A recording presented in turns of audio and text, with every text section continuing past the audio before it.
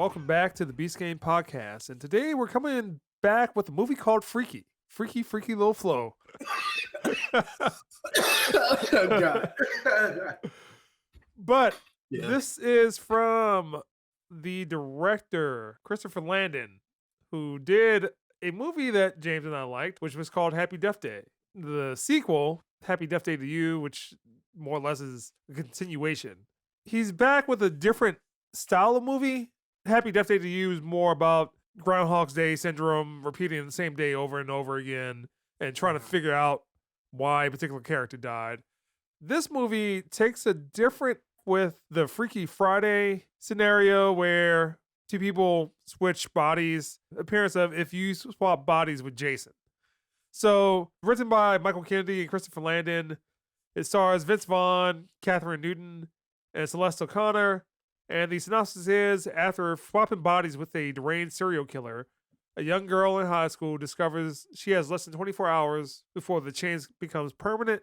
It starts off on Wednesday, the 11th, two sets of teens, or two teen couples, having a drinking party at this one girl's house. I think they go for some more alcohol, and one of the guys was like, oh, what is this cool knife? And he breaks the knife out, and then all of a sudden, hell breaks loose where this serial killer comes out and starts massacring them. And then the next day, Thursday the 12th, you meet up with a character named Millie that she's in high school. And also, just like Happy Death Day, that person has lost a parent. So Millie has lost a father.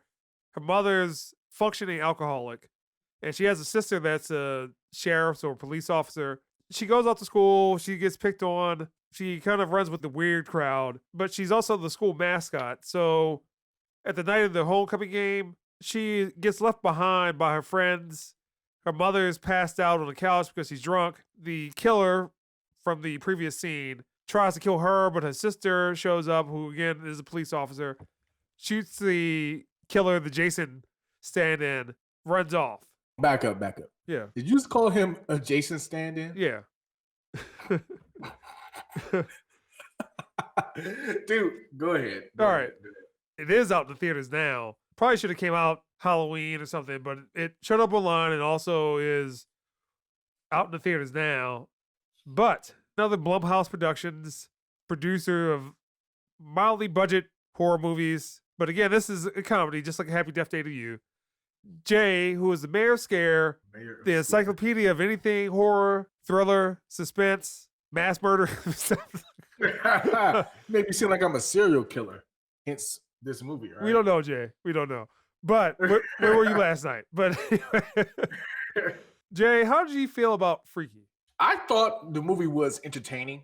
I did not come in expecting anything too big because Vince Vaughn was in it. And Vince Vaughn is more of a comedic actor. Yeah. And it seemed like this guy, this director, isn't he an actor? He wrote Disturbia and With Shia? yeah. Who Okay. is now canceled. But he wrote The Scout's Guide to the Zombie Apocalypse. So it seemed like his niche is horror comedy. Yeah. And to me, that is one of the hardest niches to get into. Because how can you make something that's supposed to be so horrific, but yet make it funny? That's a feat. So far from his movies that I've seen, he's been doing a pretty good job. Now, there are some problems with this movie, but I let it slide because it's a horror comedy. I don't take it seriously. Yeah. You're not really supposed to take it seriously. But overall, the movie was entertaining. I like the kills. Kills were actually pretty cool. Yeah. I mean, this isn't a R-rated movie. It's more or less like, I mean, one guy got first major kill. He shoved a wine bottle down his throat, broke the wine bottle and split out his neck. I was like, oh, I didn't expect that. I did not expect that at all. That was a plus. I did like the diversity of characters. I do feel like some of the characters was kind of forced. Yeah. It just seemed like it was very unnecessary. It was forced. And the situation I'm talking about was when Vince Vaughn was in a dressing room and he was talking to his mom. Yeah, and the movie kind of stops at a certain point. So they're trying to chase down Vince Vaughn because they believe that Vince Vaughn is the killer, but he's actually Millie mentally. Right.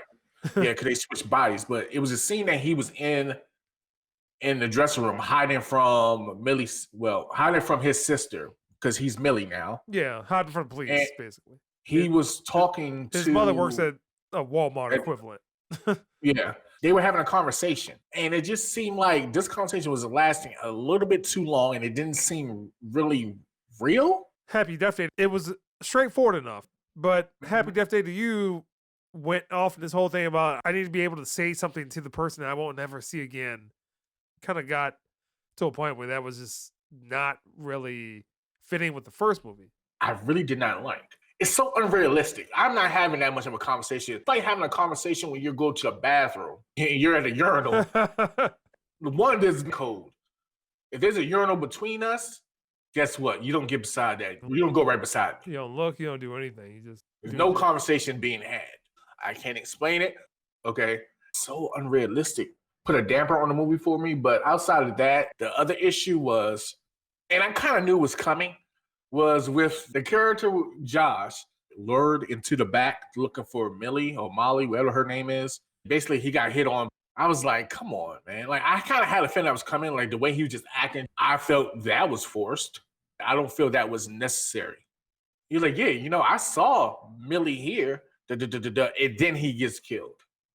But we'll You say know, it tries to make a distinction with all the people that Millie does not like, that they're all reprehensible. Right. They're all assholes, basically. Not going to miss them. Oh, another thing that I really liked, this goes back to one of my first points, was the diversity in this movie. To me, it seemed like everyone's included. You understand what I'm saying? Well, they play a part they into played a the- pivotal role. The Huh? second and third act, pretty much them and Vince All Vaughn. them. Yeah. Yeah. Like, they played a pivotal role. And that's, to me, is refreshing. You don't see that too often. And then also how his mom accepted him. Yeah. I really applaud that. But I watched this movie again, yeah, because it's fun. It's a fun movie. You don't really expect too much of it. Is it better than Happy Death Day? Nah, Definitely better than Happy Death Day to You. way better than Happy Death Day to you. But Happy Death Day was great. You and I have raved over that movie. It was something that I didn't expect. I was like, okay, teen screen movie. All right. Plus, But that it was came way deeper directly to than that. Netflix. So it wasn't out in the movie theater. It just came directly to Netflix. It was like, all right. I mean, Netflix churns out a whole bunch of nothing. A Yeah. lot. I just watched a YouTube video about the Christmas movies that are on Netflix, and like, they're all the same movie. Basically. Yeah, go ahead. Go ahead. I enjoyed the movie. I thought Vince Vaughn did a pretty good job acting in this. I thought so. It's a role that he can do without Mhm. too much acting. He's known for comedy. He has done some serious stuff. He also did True Detective, which he was not very good in, which was a Right. more serious role. But he has done some serious movies. Movie I remember him in. The Cell Block That I was- 99 movie. He was. Oh my God. I was so about to mention that. I was like, oh my God, this is so bad. This is so bad. I went to the movies to see that shit too. But anyway, he did a good job, especially when he was playing the girl. I thought it was hilarious because he had mannerisms down, a person that said there's uncomfortable in their body. And he seemed convincing as a killer. I don't know. They just made it seem like he was like strong as shit. Yes, he was. He was possessed, but yeah. Plus, Vince Vaughn's tall. I think he's like 6'5" or something like that. 6'6". Yeah, like 6'6", something like that, maybe. I know he's up there. And everyone else is maybe like 5'2". They're in the 5-foot range. I thought this was okay. It definitely slows down, particularly the second act. Yeah. And the third act is more or less where he shows up to kill everybody at the homecoming dance. Watched it all the way through, mixing of genres. You know what other movie? They did the exact same shit. And it's one of the worst horror movies. Jason Goes to Hell. Ooh, okay. Not sure if I saw that one. Don't. Avoid it at all cost. He really enjoys horror comedy. That knife, or whatever it was, the dagger. Magola, the Yeah, it Magola. looks like the Kandarian dagger in Evil Dead, just a smaller version. And then just like when he killed one of the girls in the first scene, like one of the girls that was at the campfire, the girl that got killed that was basically impaled. He did something that is very cliche when it comes to slasher films. Is anytime someone gets impaled on a wall and they put them on a wall, jack them up on a wall, and somehow, some way, They get impaled by something. It could be knife, spear, a hook, anything. The killer always looks at the body and tilts their head to the side.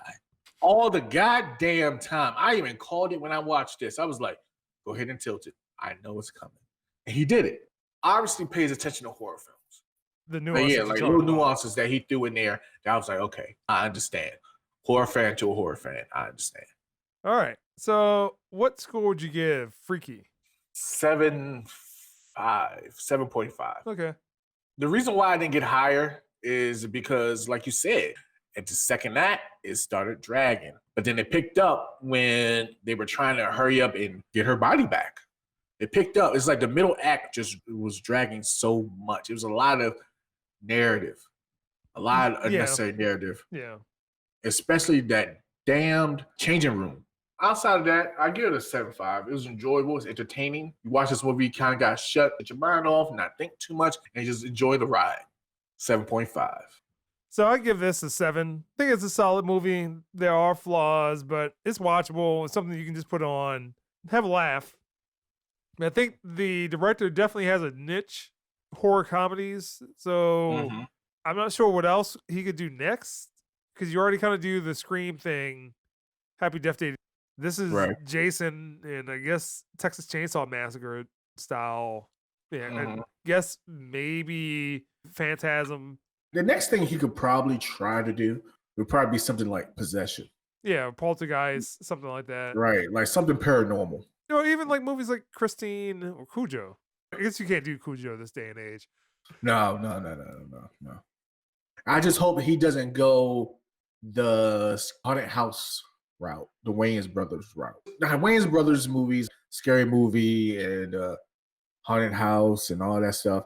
I mean, it's not a bad movie. Their comedy is slapstick. His comedy that he does, I would say, is real world comedy. It's like stuff that would happen that you're like, oh, yeah, I could definitely see that happening. It's not overboard. It's not outlandish. Well, yeah, or something like Evil Dead. I can see that happening. But I guess you already kind of had that with Cabin in the Woods. Yeah, so they already did that. Evil Dead. I started talking about Sam Raimi, and that's why I was like, yeah, but Dragging Me to Hell. Okay. But Evil Dead, that movie is kind of like Evil Dead. Yeah. It's like Evil Dead, especially Evil Dead 2 is, and from that point on, like Army of Darkness. Yeah, Army of Darkness. Ash versus the Evil Dead is just straight horror comedy. If you want to do Christine or Maximum Overdrive. Yeah. That movie's trash. That would actually not be a bad idea, but I enjoyed the movie, and it seemed like you enjoyed it too. I just hope that he doesn't really deviate too far from the formula he has now, but he has to progress.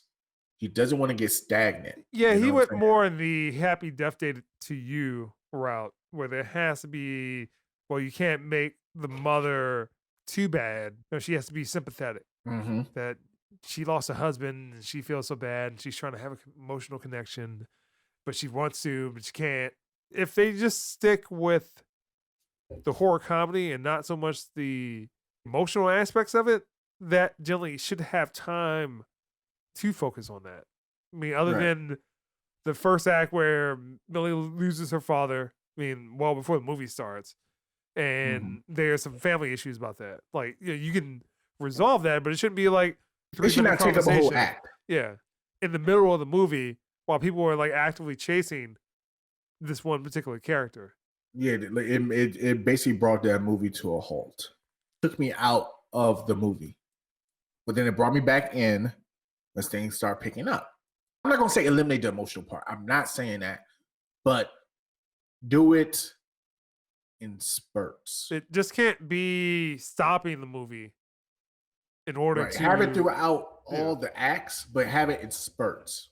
And I understand that they try to do that for character development, but at the same time, you don't want your movie to stop. You don't want people to just like check out for a minute, because there's a possibility you may not get them back. So the best thing to do is, like I said, you have to spread it out throughout the movie. It has to be spread out. If you have it in just one part of the movie, which we said, that damn dressing room scene. This is how you fix that scene.